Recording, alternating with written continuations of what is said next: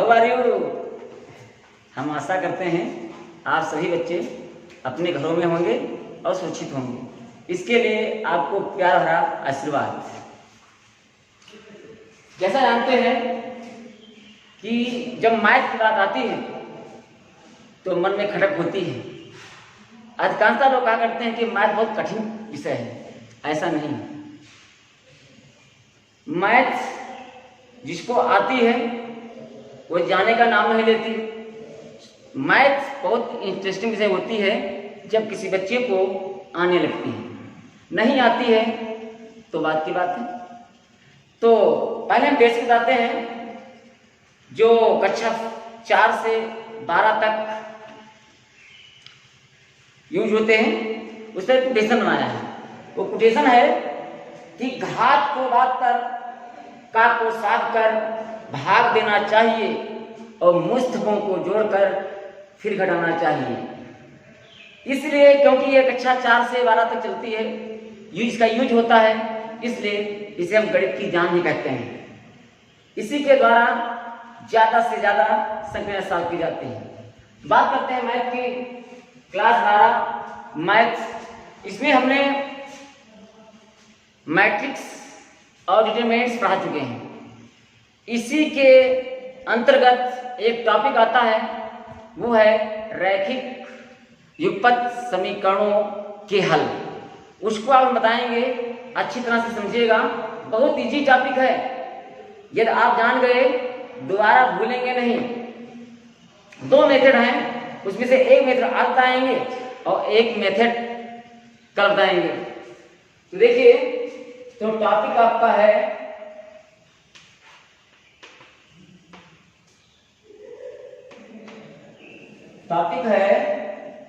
रैखिक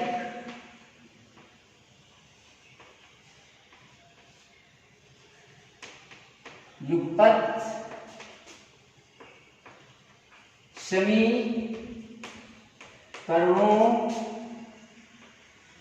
के हल। ध्यान देंगे, जैसा कि आप सभी लोगों ने कक्षा 10 में पढ़ा है, उसमें 2 समीकरण होती थी, 2 वेरिएबल होते थे। उसको कई प्रकार से, कई मेथड से, विलोपन विधि द्वारा, प्रतिस्थापन विधि द्वारा, वर्गीकरण विधि द्वारा हल किए हैं। लेकिन यहाँ पर जो है क्लास 12 में इसके अन्य 2 मेथड हैं। उन तरीके से इसको सॉल्व करेंगे। तो इसको सॉल्व करने के पहले कॉन्सेप्ट देखना पड़ेगा। यदि आपको कॉन्सेप्ट विधिवत आ जाता है तो क्वेश्चन चाहे जो हो, चाहे जैसा हो, फट से सॉल्व हो जाएगा। तो इसमें देखते हैं कॉन्सेप्ट क्या होता है, किस प्रकार से हल करते हैं। तो इन समीकरणों को हल करने के 2 नियम होते हैं।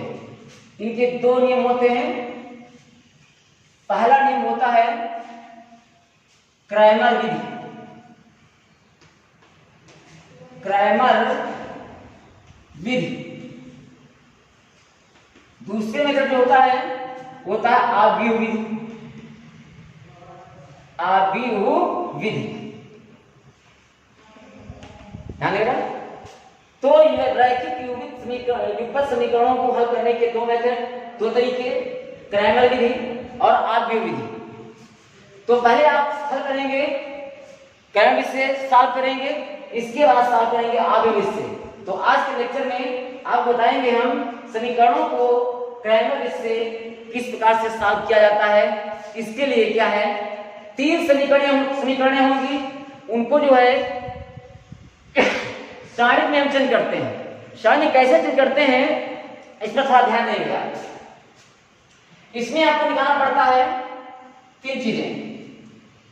नंबर 1 डी, जिसे कुछ लोग डी कहते हैं, कुछ लोग डेल्टा कहते हैं, कुछ लोग डेल कहते हैं। ये डी क्या होता है, ध्यान देंगे। डी निकालने के लिए ये होता है समीकरणों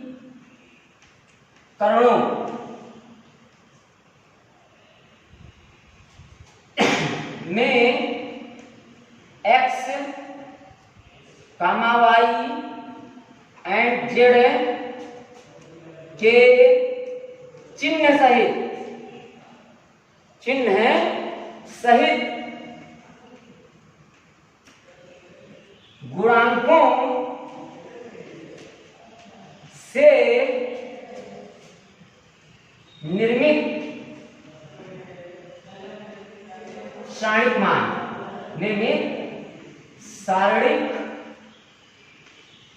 सारणिक मान होता। अब ये बताएंगे कैसे ये मान सारणिक बनाई जाएगी और कैसे इसको सॉल्व किया जाएगा। ध्यान देंगे, नंबर 2 आपको निकालना पड़ेगा dx। इसमें क्या होता है,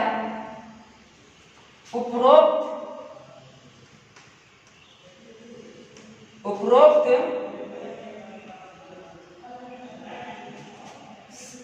सारणिक में थोड़ा सा अंतर करते हैं, जो इससे सारणिक बनेगी उस सारणिक में क्या करते हैं, x वाले, या दूसरी भाषा में प्रथम स्तंभ क्या होते हैं, खड़े, पंक्तियां क्या होती हैं, खड़ी, इसे स्तंभ x वाले स्तंभ को हटा करके समीकरणों के मान रख दिए जाते हैं, समीकरणों के मान रख दिए जाते हैं,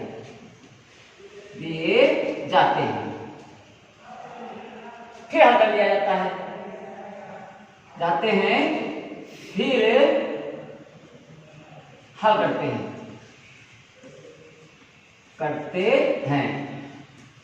बिल्कुल सेम इसी प्रकार से थर्ड पॉइंट में क्या आता है, डीवाई निकाला जाता है।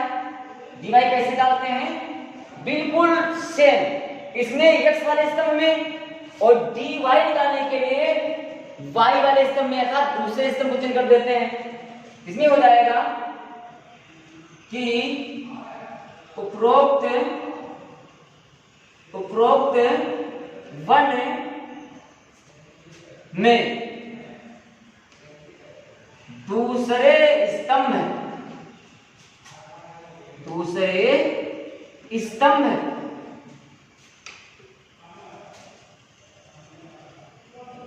को सारणिक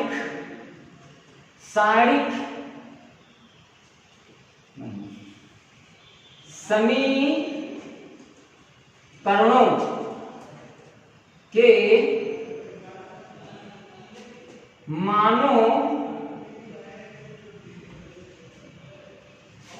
से बदल देते हैं। ठीक, नंबर 4 क्या होता है, डी जेड निकालते हैं, बिल्कुल सेम, नो प्रॉब्लम। उपरोक्त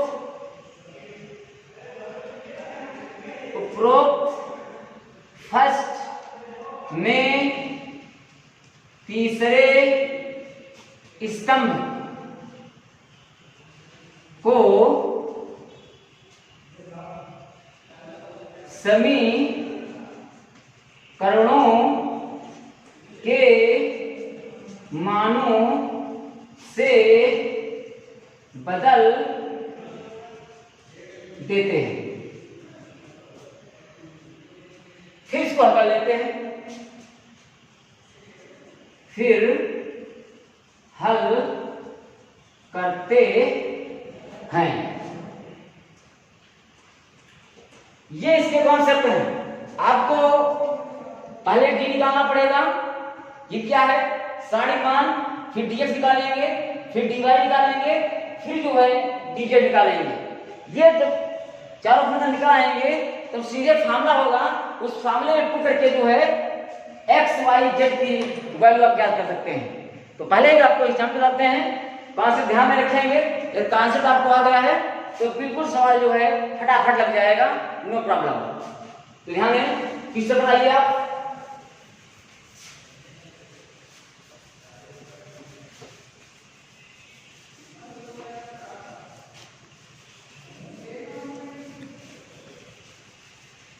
हाँ, तो आपका क्वेश्चन है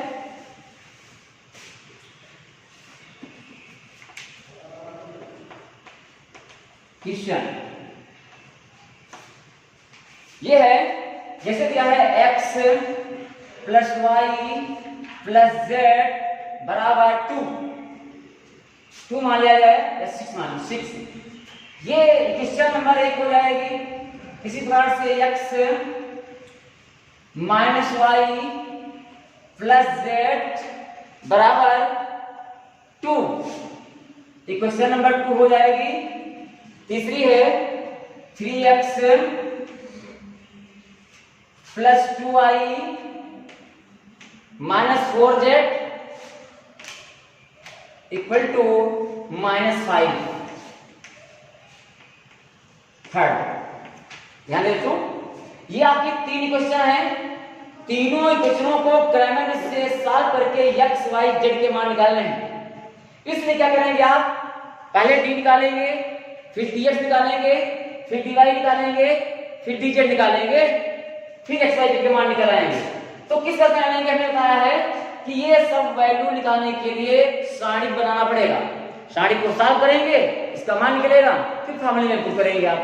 तो देखिए, आपको पहले निकालना है d डिरेक्ट में बनाएंगे बेटा। तो इसमें क्या होता है? हमने x y z के चिन्ह सहित गुणांक लिखे जाते हैं। यहां ध्यान देंगे, यहां पर x का गुणांक क्या है? उसने लिखा है, क्या होता है? 1 हो जाएगा। फिर y का गुणांक ये भी 1 हो जाएगा, z का गुणांक ये भी 1 हो जाएगा। अब सेकंड स्टेप में आइएगा, x का गुणांक 1 है, y का गुणांक -1 है, z का गुणांक 1 है। फिर थर्ड में आइएगा, x का गुणांक 3 है, y का गुणांक +2 है, z का गुणांक -4 है। ये बन जाएगी डिटरमिनेंट्स की सारणी। अब इसको सॉल्व करना है। कैसे सॉल्व करोगे? ध्यान दीजिए, पढ़ चुके हैं आगे, हम पढ़ा भी चुके हैं। तो ये हो जाएगा आपका d बराबर, ध्यान देना है, स्टार्टिंग चाहे रो में करिएगा चाहे कॉलम में करिएगा, नो प्रॉब्लम, विद चिन्ह सहित प्लस माइनस प्लस, इधर को भी चलेंगे तो प्लस माइनस प्लस। तो चलते हैं रो की कंडीशन में, इस कंडीशन में। तो देखिएगा, ये 1 लिखा है, इसको आप 1 लिखेंगे। अब ब्रैकेट के अंदर जिस अवयव को, मींस एलिमेंट को आप लिखे हैं, उससे संबंधित रो को काट देंगे और कॉलम को काट देंगे। क्या बचा? -1 2 -4, इसका मल्टीप्लाई करना है। कंडीशन पहले इस साइड को फिर इस साइड को हर स्टेप में किया जाएगा, एक बार रिपीट होगा, ध्यान देंगे आप। यहां देखेंगे, पहले स्टेप में चिन्ह वही रहेगा जो आएगा और दूसरे स्टेप में चिन्ह बदल जाएगा। तो देखिएगा, माइनस और माइनस क्या होता है? प्लस, और 4 करना 4। अब देखिएगा, इधर को करेंगे हम, प्लस प्लस प्लस होता है, फिर क्या बोले? उल्टा किया जाएगा, -2 करना 2 हो जाएगा। इसके बाद इसका जो होगी, अब यहां पूछेंगे बीच वाले में, तो चिन्ह माइनस होता है, देखेंगे आप 1। अब देखिएगा, 1 समय रो काटेंगे, ये कट जाएगा, कॉलम काटेंगे, ये कट जाएगा, बचेगा 1, ये 1 3 -4। ध्यान देगा, वही क्या करेंगे, तो प्लस और माइनस 4 करना 4, प्लस प्लस प्लस उल्टा चिन्ह -3 करना 3। अब फिर आगे पहुंचेंगे आप 1 पर, फिर ये प्लस ये माइनस, फिर अगला प्लस, ये हो जाएगा 1। वही नियम, इस 1 से संबंधित रो काट दीजिए, कॉलम काट दीजिए, क्या बचा? ये क्वेश्चन बचा। क्या करेंगे, 2 करना 2, प्लस माइनस माइनस, उल्टा चिन्ह प्लस, 3 करना 3। अब इसको सॉल्व करना है, वही जो नियम बताए थे उसका यूज करेंगे। पहले घटाएंगे, ठीक, फिर ब्रैकेट खोलेंगे, हल करेंगे। तो d बराबर हो जाएगा आपका 1, गुणा कर देंगे बेटा, ये प्लस का है माइनस का है, भिन्न है, हट जाएंगे, बचेगा 4, 2 कहेगा प्लस का, 2 माइनस 1 गुणे माइनस 7, क्योंकि जुड़ जाएंगे, माइनस का भी माइनस का भी जुड़ जाएंगे, प्लस 1 गुणे जुड़ जाएंगे 5। तो d का मान आ जाएगा 2 करना 2, माइनस माइनस प्लस 7 करना 7, फिर प्लस 5 करना 5। तो d का मान निकलेगा आपका सीधे 7 5 12 और 12 2 14। आया नहीं आया, आना चाहिए वैसे। बिल्कुल सेम करना है आपको, d निकाला है ऐसे dx निकाल देना है, किसी प्रकार की दिक्कत नहीं होनी चाहिए, बिल्कुल ऐसे करना आपको। देखिएगा निकालेंगे हम dx, क्या बोला हमने कि हम dx निकालेंगे तो पहले स्तंभ को रिप्लेस कर देंगे, हटा देंगे, उसके स्थान पर जो समीकरणों के मान हैं ये पुट कर देंगे। कोई दिक्कत, कोई प्रॉब्लम? No problem. देखिए यहां से हो जाएगा, इसको हटाएंगे आप तो यहां पर आ जाएगा 6, फिर आएगा 2, फिर -5, ये आएगा 6, फिर आएगा 2, फिर आएगा -5। अब बाकी अब हटा देंगे आप, 1 -1 2 1 1 -4 सब कर देंगे आप। बिल्कुल यही करना है, ओपन करना है साड़ी का, ओपन कर देंगे आप तो यहां पर हो जाएगा dx का मान हो जाएगा मीडियम 6 ब्रैकेट 6 के साथ रो पेंसिल, कॉलम पेंसिल, क्या बचा, ये बचा। अब वही पकड़िएगा, पहले चिन्हों का गुणा फिर अंकों का गुणा, चिन्ह में मिस्टेक हुई आंसर नहीं आएगा, बिल्कुल श्योर। तो माइनस माइनस प्लस 4 करना 4, प्लस प्लस प्लस उल्टा चिन्ह माइनस, 2 करना 2, पूरे नियम, ये प्लस का तो अगला माइनस का, कितना 1। अब 1 से संबंधित रो कटेगा, ये कॉलम ये करेगा, ये और ये और ये और ये बचेगा। वह करते हैं प्लस माइनस माइनस, 4 दूनी 8, माइनस प्लस माइनस, उल्टा चिन्ह प्लस, 5 करना 5, आगे पूछेंगे। अब लिखेंगे प्लस का 1, वही नियम। अब 1 से बने रो ये कटेगा, कॉलम ये कटेगा, क्या बचेगा, ये क्वेश्चन। तो 2 दूंगा 4, माइनस माइनस प्लस, उल्टा चिन्ह माइनस, 5 करना 5, ठीक। ये हो जाएगा 6 गुणे 2 माइनस 1 गुणे 13 प्लस 1 गुणे घट जाएगा -1, 6 दून 12, माइनस प्लस माइनस कितने 13 और माइनस माइनस 8 6 पूरा करते हैं, 1 मिनट लिखते हैं, मिस्टेक हुई 8, ये लिखा हमने माइनस का 1, ये कैंसिल माइनस का 8 और प्लस का 5 तो बचेगा माइनस का 3।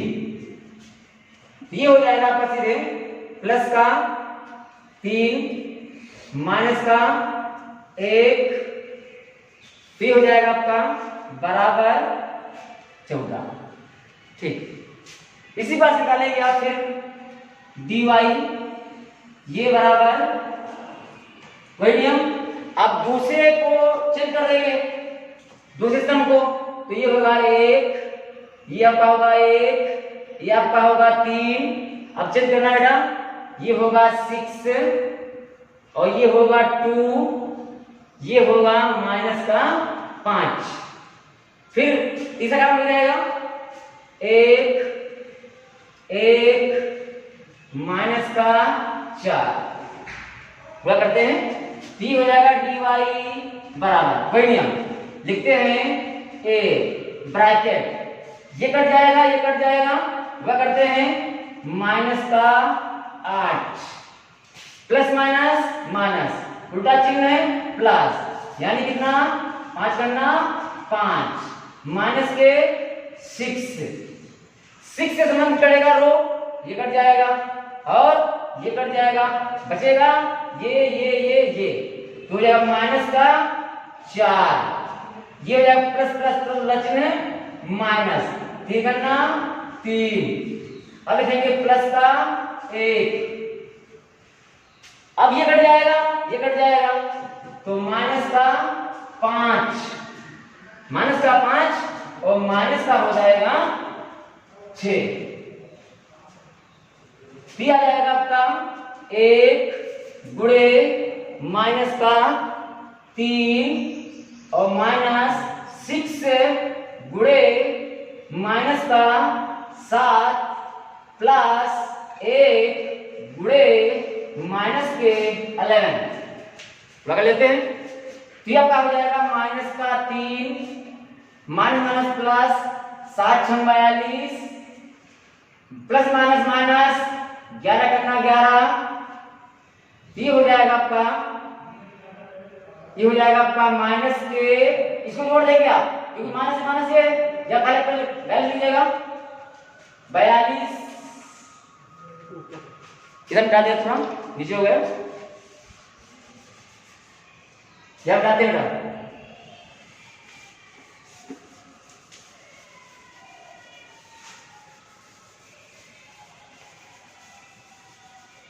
तो यहां पर हो जाएगा आपका, यहां से पूछते हैं यहां पर, तो यहां पर आपका हो जाएगा माइनस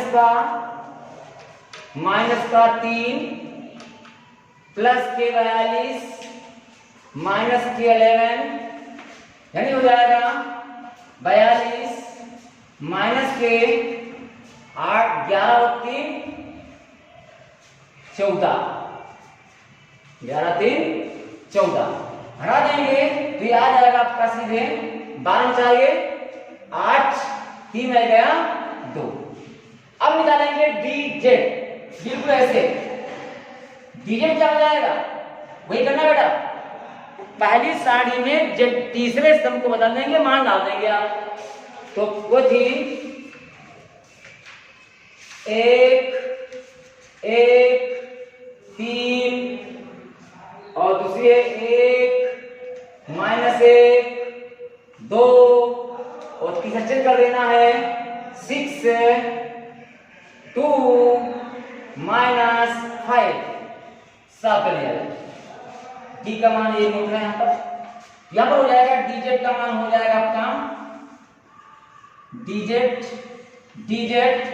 से करना है 1, ये कटा प्लस का हो जाएगा 5 माइनस का हो जाएगा 4 माइनस का हो जाएगा 1, ये कट जाएगा माइनस का हो जाएगा 5, यहां क्या करेंगे माइनस के 6 और प्लस का 6, ये कट जाएगा प्लस का 2 प्लस माइनस माइनस उल्टा चिन्ह प्लस 3 करना 3, सब कर लेते हैं 1 गुणे हट जाएगा 1 माइनस 1 गुणे माइनस 6 5 11 प्लस का 6 और गुणे ये हो जाएगा 5, साफ करते हैं ये हो जाएगा 1 माइनस माइनस प्लस हो जाएगा 11 प्लस का हो जाएगा 56 30, योग मानेंगे इसका तो 30 41 42, ये हो जाएगा 42। अब इस प्रकार से आपके वो मान निकला है जो हमको जरूरत थी, डी का मान, dx का मान, dy का मान, dz का मान। अब क्या करना है, अब सीधे फार्मूला यूज करना है और मान निकाल लेना बेटा। तो ये मान निकला है, ध्यान देंगे dx का, इसको क्या नोट रखेंगे हम, ये dx का मान है और dy का मान यहाँ निकला था, ये है dy का मान, इसको ध्यान रखेंगे आप। अब सूत्र आ जाइए, तो आपको डालना x y z के मान, तो सूत्र में डाल देंगे, मान निकालेंगे बेटा। क्या है फार्मूला देखिएगा, तो हो जाएगा x बराबर dx अपान होता है d। अब मान डाल दीजिएगा, dx का मान आपको मालूम है कितना आया था 14, तो ये हो जाएगा 14 अपान d का मान आपको मालूम है कितना था 14, ये हो जाएगा 14। इसको काटेंगे आप, ये हो जाएगा बराबर 1। ऐसे निकालेंगे y का मान, dy अपान d, जांचिए चेक करिए देखिए, dy का मान यहां लिखा है सामने 28, ये हो जाएगा 28 बटे d का मान फिर एक पुराना वाला कितना 14 करना 14 गुना 28 होता है, ये हो जाएगा 2।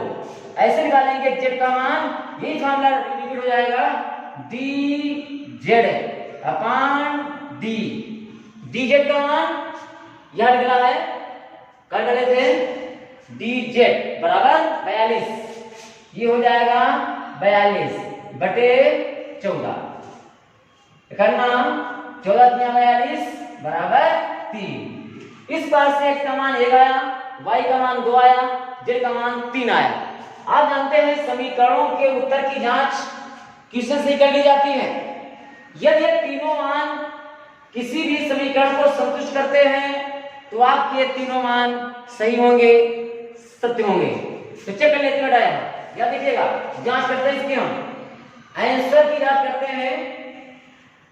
कैसे, लेफ्ट मान डालेंगे राइट आ जाता है तो राइट, यहां पर दिया है x और x का मान आया है 1, प्लस दिया है y का मान क्या आया है 2, प्लस दिया है z का मान 3, इसको ऐड मारते हैं, ये आता है 6। This is right hand side. इसके बराबर है लेफ्ट का मान जो है, लेफ्ट हैंड साइड का मान जो है राइट हैंड साइड के बराबर है, इसलिए आपके आंसर सही है। चाहे इसमें डालिए उतरिए, चाहे दूसरे में, चाहे तीसरे में, बिल्कुल राइट। ओके।